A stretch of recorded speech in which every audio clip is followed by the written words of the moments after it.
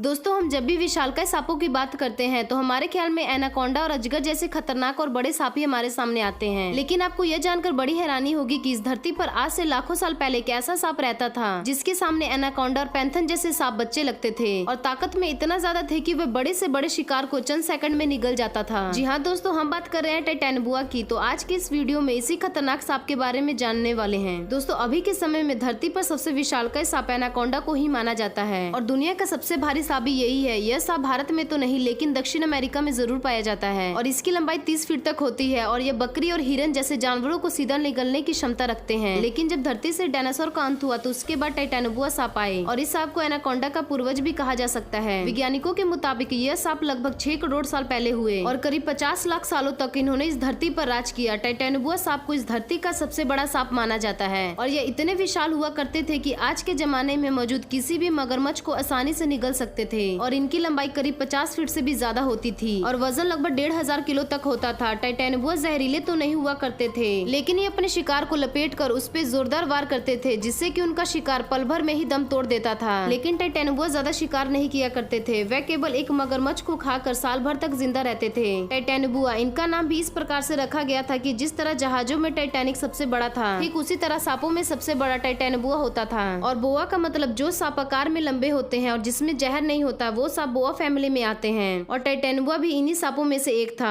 और इस सांप का धरती पर होने का परिमाण तब मिला था जब साल 2009 में कोलंबिया में खुदाई के दौरान इसके धरती पर होने का परिमाण मिले थे। लेकिन ये सांप धरती से कैसे विलुप्त हो गए, तो इनकी विलुप्ति में धरती के टेम्परेचर को बताया जाता है। जिस समय धरती पर टाइटैनबुआ सांप हुआ करते थे उस समय धरती का तापमान 90 डिग्री तक हुआ करता था और यह तापमान ठंडे खून वाले जीव जैसे कि टाइटैनबुआ के फलने फूलने के लिए एकदम सही था। लेकिन समय के साथ साथ धरती का तापमान ठंडा होता गया और यही कारण है कि टाइटैनबुआ भी इस धरती से विलुप्त होते गए। लेकिन कई वैज्ञानिक यह भी दावा करते हैं कि टाइटैनबुआ आज भी अमेज़न के जंगल में मौजूद हो सकते हैं। अमेज़न का जंगल इतना बड़ा है कि आज तक वैज्ञानिकों ने इस जंगल के बारे में पूरी तरह से जांच पड़ताल नहीं कर पाए हैं। टाइटैनबुआ जमीन पर चलने से अच्छा पानी में अच्छी तरह से चल पाते थे और इसीलिए टाइटैनबुआ ज्यादातर पानी वाले क्षेत्र या फिर दलदल वाले जगह पर रहते थे और पानी में ये बड़े मछलियों को भी खाकर अपना पेट भरते थे। यानी कि अगर सीधे शब्दों में बात करें तो टाइटैनबुआ ने जल और थल दोनों पर आतंक मचा रखा था। जल और थल पर रहने वाले जीवों को हमेशा इसी बात का डर रहता था कि टाइटैनबुआ हमारे पर हमला ना कर दे। जिस तरह से डायनासोर ने धरती पर अपना धाक जमाए हुए थे, ठीक उसी तरह डायनासोर के जाने के बाद तो कोई असली राजा था तो वो टाइटैनबुआ ही था। जब तक टाइटैनबुआ इस धरती पर थे तब तक कोई भी जानवर ताकत, लंबाई, आकार के मामले में हरा नहीं सके। इसीलिए टाइटैनबुआ अपने आप में एक ऐसा खतरनाक सांप था जो अपने आसपास रह रहे जीवों के लिए काल बना हुआ था। अब आप खुद ही अंदाजा लगा सकते हैं कि अगर ये आज के समय में ये विशालकाय सांप मौजूद होता तो क्या होता, खास करके उनके लिए जो कि दक्षिण अमेरिका और अमेज़न के आसपास रहते हैं और उन्हें हमेशा टाइटैनबुआ के ही डर सताता होगा। बात की जाए लोगों पर हमले के तो ये बड़े बड़े जानवरों को तो वैसे ही निगल जाता था, तो हम जैसे इंसानों का तो बात ही छोड़ दो। लेकिन आपको टाइटैनबुआ के बारे में क्या कहना है हमें कमेंट सेक्शन में जरूर बताएं और ऐसे ही मजेदार वीडियो के लिए हमारे चैनल को सब्सक्राइब करके नोटिफिकेशन को ऑन कर ले ताकि हमारी अगली वीडियो सबसे पहले आप तक पहुंच सके।